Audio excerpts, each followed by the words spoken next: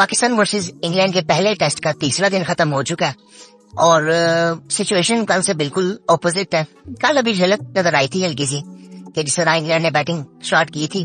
सो आज इंग्लैंड इतनी comfortable position में है कि वो यहाँ से उनके मैच जीतने के चांसेस ही 70-80% है कि अभी उनके 3 आउट है, 492 पे उनके 3 आउट है। आज उन्होंने 400 रन मारे हैं तकरीबन और सिर्फ 2 आउट हुए हैं आज।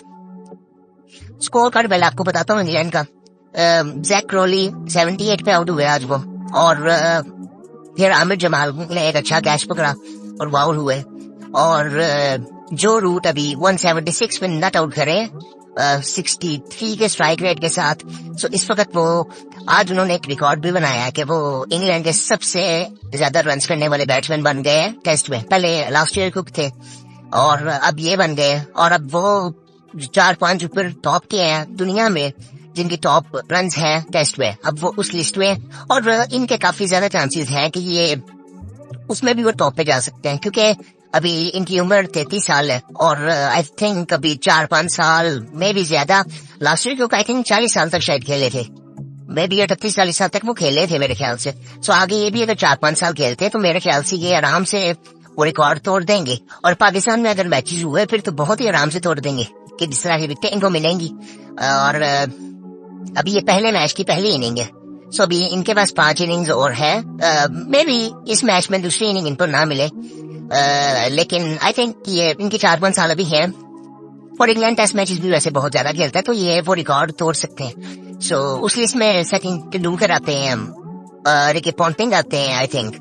सो वो रिकॉर्ड ने तोड़ना आई थिंक वो इनके लिए बहुत बड़ी बात होगी। लेकिन मुझे ना अब थोड़ा सा देखे, मैंने जो रूट को बहुत टाइम बाद देखा है, मैंने ये पिछले टेस्ट मैचेस भी जो इनके हुए थे मैंने वो देखे नहीं थे, इस तरह से फॉलो नहीं किए थे प्रॉपरली, लेकिन जो श्रीलंका के साथ हुए थे। लेकिन यहाँ पे अगर मैं इनको जब देख रहा हूँ, मुझे ना वो विराट कोहली को देखते थे ना जब उनका कमबैक दोबारा हुआ था, जब उन्होंने ब्रेक लिया था, और वो जो उनका फेस वो इस तरह से नजर आ रहा था ना कि वो अलग ही लेवल पे लगते थे।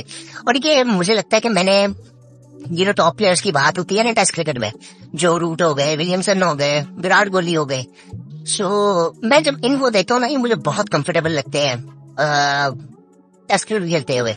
मोस्टली हमने यहाँ पे देखा इनको जितने कंफर्टेबल होते हैं। आज बड़ी हैरानगी की बात थी, मैंने एक चीज सुनी यहाँ पे मैच के दौरान आई थिंक कमेंटेटर्स बात कर रहे थे, या बाद में कोई प्रेस कॉन्फ्रेंस थी वहां पे बात कर रहे थे किसी शो में कि इनका ऑस्ट्रेलिया में कोई शो नहीं है। वो मुझे बड़ी हैरानगी हुई कि ये कैसे हो सकता है। सो आई थिंक खैर ये तो इनका वो इंडिविजुअली हो गया। और उसके बाद बेन टकेट आया, और वो टकेट जिसके अंगूठे पे कल बॉल लगा था वो आज आया, उसने सारा वो जो रिदम था ना वो अपनी तरफ वहां से कर लिया, किसने आते ही मारना शुरू कर दिया था, और उसने इतनी तेजी से 112 के स्ट्राइक रेट से टेस्ट मैच में 84 रन किए, और फिर आमिर जमाल ने उसको आउट किया। और वो आई थिंक विकेट में थोड़ा सा नजर आया कि रिवर्स स्विंग होगा, लेकिन आई थिंक उतनी पेस ही नहीं है किसी बॉलर की। मतलब आज भी आप अगर हमारे बॉलर्स को देखें, सो पेस उस तरह से नहीं है, 140 से ऊपर नहीं कर रहा कोई बॉल रेगुलरली। कोई एक बॉल चला जाता, नसीम शाह का चला जाएगा। आमिर जमाल भी आज बहुत स्लो बॉल कर रहे थे। शाहीन अफरीदी इस मैच में रिदम में नजर आ रहे हैं, बट वो पेस नहीं है। वो आई थिंक जिस तरह से उन्होंने आज खेला है वो आई थिंक हमारे साथ मजाक ही कर रहे थे कि जिस तरह से वो बड़ी इजीली लेके चले गए। ऊपर से हैरी ब्रूक आया, उसको तो लगता ही नहीं कि उसको कोई बॉल तंग भी करता है।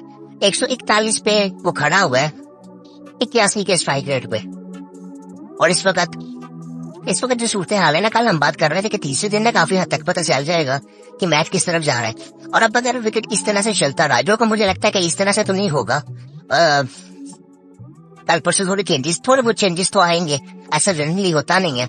लेकिन अब तीसरे दिन ऐसे लग रहा है कि इंग्लैंड यहाँ से मैच हार तो नहीं सकता, क्योंकि अब पाकिस्तान को मेरे गली करना पड़ेगा। यहाँ से अभी पाकिस्तान को 17 आउट करने हैं। अगर पाकिस्तान ने मैच जीत रहा है तो 17 आउट करने हैं, तो ये अभी 2 दिन बचे हैं सिर्फ। कोई कुछ नहीं है, ना ब्रेक मिल रहा है बॉल को, ना फास्ट बॉलर्स को कोई हेल्प मिल रही है। सो अब मुझे नहीं पता इसमें मुझे क्या कहना चाहिए। हम परसों बात कर रहे थे, पहले दिन भी मैंने बात की थी, दूसरे दिन भी बात की थी, हमें यहाँ पे बहुत तेजी से और बहुत ज्यादा रन करने पड़ेंगे। अभी हमने 550 किया है, हम जरा कंट्रोल में है। हमने यहाँ पे 450 किए होते ना तो ये मैच कल खत्म हो जाना था। ये मैच इन्होंने कल खत्म कर देना था। और अभी जो रूट बैटिंग कर रहे थे इस वजह से शायद ये थोड़ा सा स्लो ही चले, वरना अदरवाइज इन्होंने मैच कल ही, अब आप ये देखेंगे कल अगर ये खड़े रह गए ना, कल इन्होंने मैच बहुत तेजी से आगे बढ़ाना है। इनकी कोशिश होगी कि कल पाकिस्तान को ना, जिस तरह पाकिस्तान ने 30 का आधा सेशन खेल के इनको बैटिंग दी थी ना इंग्लैंड को, इस तरह इन्होंने अब हमारे साथ करना है। अभी ये उनकी थकावट भी खत्म हो चुकी है और पाकिस्तानी प्लेयर तो आज एक दिन अभी खड़े हुए हैं तो वो थक गए थे, वो नजर आना शुरू हो गया था कि जिस तरह इंग्लैंड का 2 दिन बाद नजर आया था ना कि वो फील्डिंग में वो नजर आनी शुरू हो गए थे एरर्स, इस तरह पाकिस्तान के अब एक दिन के बाद नजर आ गए थे, क्योंकि पाकिस्तान की फिटनेस इतनी है, इससे ज्यादा भी हम खड़े हो सकते। सो खैर अब इस सिचुएशन में कि कल अगर पाकिस्तान को यहाँ से जीतना है तो पाकिस्तान को कल आके पहले मेरे ख्याल को करना पड़ेगा, उसके बाद कल पाकिस्तान को भी बैटिंग भी बहुत अच्छी करनी पड़ेगी, फिर पाकिस्तान को उनको दोबारा भी आउट करना पड़ेगा। सो ये पॉसिबल इस वक्त लगता नहीं है, क्योंकि हमने रिसेंटली ऐसा कुछ भी नहीं देखा पाकिस्तान से। सो ये चीजें पॉसिबल लगती नहीं है। अब पॉसिबल इंग्लैंड के लिए क्या हो सकता है, बड़ी सिंपल सी चीज है, उनके 3 आउट है। कल उन्होंने आराम से वो कल सारा दिन उन्होंने बैटिंग की ना तो उन्होंने 400 मारना है। अगर वो कल सारा दिन बैटिंग कर गए तो उन्होंने 400 पहली इनिंग में मारना है, तकरीबन उन्होंने 700-800 कर देना है। जो उनकी सूरत हाल चल रही है ना, अभी नीचे किसने आना है, ये तो अल्लाह की तरफ से अभी आउट हो जाए, क्योंकि बिगड़ में ऐसा कुछ लग नहीं रहा। पाकिस्तान को कल अच्छी बॉलिंग करनी पड़ेगी, अगर मैच में थोड़ी इज्जत बचानी है। अब वो उस तरह कुछ रह नहीं गया, क्योंकि जिस तरह अब बॉलिंग में कुछ भी नहीं है। एक दूसरी चीज जो बड़ी इंपॉर्टेंट है, इंग्लैंड की जो बॉलिंग आप देखें ना, अगर उन्होंने हमें आगे बोलने की है, उनके 70-80% उनकी बॉलिंग ही शॉर्ट बॉलिंग थी कि उनको पता था विकेट में कुछ नहीं है। सो उन्होंने वो की, उनको फिर भी 550 पड़ा। और हम लोग मेरे ख्याल से 10% भी शॉर्ट बॉलिंग नहीं की हमने। सो ये सारी चीजें देखने वाली हैं। हम वही आगे से आगे से आगे से आगे से आगे से आगे से आगे के बॉल, नया बॉल हो तो किसी हद तक वो होता है, उसके बाद इन पिचेस पे कुछ भी नहीं हो रहा। आपको शॉर्ट बॉलिंग फिर कैसे करोगे, आपका स्पेस ही नहीं है तो 130 पे शॉर्ट बॉलिंग पे फिर आपको मार तो पड़ती है। और वो ये इंग्लैंड की टीम चलती ही बाउंड्रीज पे है इस वक्त। अगर इनकी बाउंड्रीज हम देखें ना तो इन्होंने कितने चौके मार दिए जी। जैक क्रॉली ने 78 किया, उसने 13 चौके मारे, ठीक है। और उसके बाद जो रूट ने 12 चौके मारे हैं अभी, इसलिए हम कह रहे हैं कि इन्होंने काफी स्लो बैटिंग की है। ये सिंगल अपने वो उस तरह से आराम से ले रहे हैं। उसके बाद अभी डकेट ने 84 रन बनाए, उसने भी 11 चौके मारे और उसने 112 के स्ट्राइक रेट से खेला। अब उसके बाद हैरी ब्रूक ने, उसने भी 12 चौके मार दिए, 141 में 1 छक्का मारा उसने। सो ये सूरत हाल अभी चल रही है। सो अब यहाँ से मुझे लगता है कल मैच थोड़ा सा इंटरेस्टिंग होगा। इंटरेस्टिंग क्या होगा, पाकिस्तान के हक में तभी होगा ना, पाकिस्तान को बॉलिंग बड़ी अच्छी करनी पड़ेगी।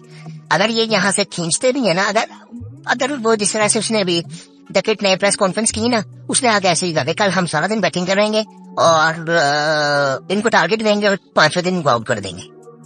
ओके, ये इस तरह से बातें करते हैं तो ये करते भी हैं फिर, ये मैं आपको बता रहा हूँ। लेकिन ऐसा इतना पॉसिबल इस तरह से थोड़ा सा मुझे चांस लगता है, वो इसलिए कि इनके बाद जो इनकी बैटिंग है ना, वो एक बैट्समैन है इनका, मेरे ख्याल से वो विकेट कीपर है जो, और उसके बाद बॉक्स में आना है जो कि ऑलराउंडर है, ब्राइटन कार्ड्स है, आई थिंक एटकिंसन है, फिर वो ये सारे ना भी बैटिंग कर लेते हैं, ऑलराउंडर्स भी आ रहे होते हैं। फिर जाके एंड में दोष बशीर है, वो भी मेरे ख्याल से बैटिंग को भी कर लेता है, जैक लीच वगैरह है, तो ये सब ना बैटिंग कर लेते हैं। सो ये डर इस वजह से लगता है कि ये सारे बैटिंग कर लेते हैं। तो आई थिंक पता नहीं, अभी इस वक्त सूरत हाल तो बिल्कुल पाकिस्तान की हक में लग नहीं रही। लेकिन एक चीज ना यहाँ पे हमें देखनी है कि हमें क्या चीज बेहतर करनी है। मैंने पहले बात की थी कि हमें ना उसको खिलाना चाहिए था मीर हमजा को, क्योंकि वो टेस्ट क्रिकेट खेलता हुआ आ रहा है और उसको हम बिठा नहीं सकते। अब यहाँ पे हमें अगले मैच में मिलता है, फिर हमें चेंजेस तो नजर आएंगे क्योंकि अगला मैच भी इधर ही है। इब्रार कोई इतना इम्पैक्ट नजर नहीं आया, बीच में थोड़ा सा 1-2 ओवर्स में कभी ऐसे लगा कि एक बॉल बहुत अच्छा गिर गया, लेकिन अदरवाइज ऐसा कोई इम्पैक्ट उसका नजर नहीं आया। खैर उसके बाद शाहीन अफरीदी ने 19 ओवर्स किए, 88 रन दिए, 1 आउट किया उन्होंने। उसके बाद नसीम शाह ने भी 1 आउट किया जो कि कल किया था, 21 ओवर्स उन्होंने भी किए हैं। अबरार ने 35 ओवर्स कर दिए, 174 रन उसको पड़े हैं, 5 की इकोनॉमी से 174 रन उसे पड़े हैं। इतनी तेजी से उसको रन्स पड़े हैं और 35 ओवर वो कर चुका है। और उसके बाद आमिर जमाल ने 17 ओवर किए हैं, 78 रन उसने दिए हैं, तकरीबन 4.5 की इकोनॉमी है उसकी भी। एक आउट उसने किया है, विकेट भी उसने आउट किया था। उसके बाद आगा ने 6 ओवर किए हैं, साइमन यूब ने 1 ओवर किया है, साउथ ने 2 किए हैं। सो आई थिंक मुझे लगता है कि इस वक्त जिस तरह वो सेट है ना, वो इस वक्त उनको पकड़ना बड़ा मुश्किल है। कल पिच से कोई हेल्प मिले, अब वो क्रैक्स अभी चौथे 5वें दिन क्रैक्स तो खुलेंगे, लेकिन उससे भी अब बात यह कि हमने भी तो बैटिंग करनी है ना। अब उनके अभी 17 विकेटें पड़ी हैं और हमने अभी सिर्फ एक इनिंग की बैटिंग करनी है और उन्होंने ऑलमोस्ट लीड खत्म कर दी है। 64 आई थिंक रह गए हैं, 64 रन की लीड रह गई है पाकिस्तान के पास। फिर उसके बाद उनकी लीड शुरू हो जाएगी, वो लीड हमारे ऊपर लेना शुरू कर देंगे। सो आई थिंक बड़ी अजीब सी सूरत हाल है। वो जो हम चल रहे थे ना, Pakistan on the top, Pakistan on the top, आज इंग्लैंड ऑन द टॉप और फार अहेड, बहुत ज्यादा वो आगे चले गए हैं और यहाँ से उनका मैच हारना बड़ा मुश्किल है अगर पिच से कोई एक्स्ट्रा ऑर्डिनरी रिस्पॉन्स ना मिला। या पाकिस्तान ने कुछ एक्स्ट्रा ऑर्डिनरी करना दिया। अब ये तो हम कह नहीं सकते कि कल शाहीन अफरीदी 145 पे बॉलिंग करना शुरू कर देंगे, नसीम भी 150 पे बॉलिंग करना शुरू कर देंगे और उसके बाद फिर जामिद जमाल भी आएंगे, वो भी 145 पे 50 पे बॉलिंग करेंगे। तो ऐसा कुछ भी नहीं होने वाला। सो एटलीस्ट एक अच्छी चीज ये हो रही है कि शाहीन अफरीदी जरा थोड़े रिदम में नजर आ रहे हैं और मौसमी बातें भी ऐसी चल रही हैं कि बाबर आजम ने रिटायरमेंट दी तो शाहीन अफरीदी का रिदम वापस आ गया। सो ये देखे ना, ये मेंटली तौर पर बड़े बैरियर्स थे कि मतलब हम लोग इतने इमेच्योर हैं कि ये छोटी छोटी चीजों पे इतने बड़े बड़े चीजें होती हैं कि आप पाकिस्तान को रिप्रेजेंट करते हो तो ये छोटी छोटी चीजें आपके लिए इतनी मैटर कर रही होती हैं। होगा, मैं ये तो नहीं कहता, लेकिन ये भी नहीं हम कह सकते कि कोई मसला नहीं है पाकिस्तान टीम के अंदर। सो ये सारी चीजें चलती हैं और बाकी आई थिंक मैं ये कहूंगा कि उम्मीद इतनी कुछ ज्यादा थी नहीं। सो इसलिए ये कह सकते हैं कि पाकिस्तान ने बैटिंग अच्छी की, थोड़ा सा कॉन्फिडेंस बैट्समैन को मिला होगा, लेकिन वो सूरत हाल फिर दूसरी तरफ चली भी गई है। तो पहली इनिंग तो पहले भी हम अच्छी खेल रहे थे, अब दूसरी इनिंग बड़ी इंपॉर्टेंट बैट्समैनों के लिए भी है कि उन्होंने अब ये मैच को बचाना भी है। और दूसरा ये है कि इस वक्त बहुत 70-30 मैं कहूंगा, 30% चांस बराबर होने की है, 70% चांस है कि इंग्लैंड ये मैच जीत सकता है। मुझे लगता है कि रिजल्ट आना तो चाहिए, मेरे हिसाब से रिजल्ट आना चाहिए, क्योंकि फिर आई थिंक वो जस्टिफाई नहीं करती वो चीज। सो रिजल्ट आना तो चाहिए। अब ये भी नहीं कह सकते कि पाकिस्तान के हक में आए, क्योंकि ऐसी पोजीशन इस वक्त लग नहीं रही। सो कल का दिन और ज्यादा इंपॉर्टेंट हो जाएगा दोनों टीमों के लिए। इंग्लैंड के लिए इतना ज्यादा नहीं है, पाकिस्तान के लिए होगा कि पाकिस्तान मैच हारेगा कि नहीं हारेगा। पाकिस्तान यहाँ से ज्यादा चांस ये है कि चले थोड़ा सा 5% चांस दे देंगे, शायद वो बराबर कर ले,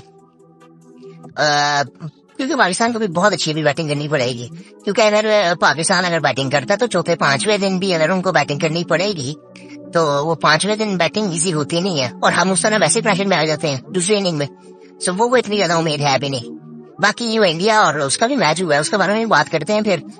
अब तो उनकी बॉलिंग देखे भी ऐसे लगता है यार कि हम लोग कर के रहे हैं। वो भी उनकी, बांग्लादेश भी 150 का बॉलर उनके पास भी है, इंडिया के पास भी 150 का बॉलर है और हम लोग 130 पे बैठे हुए आज, और बड़ा अजीब सा लगता है ये। चलो फिर उसके बारे में बात करते हैं फिर।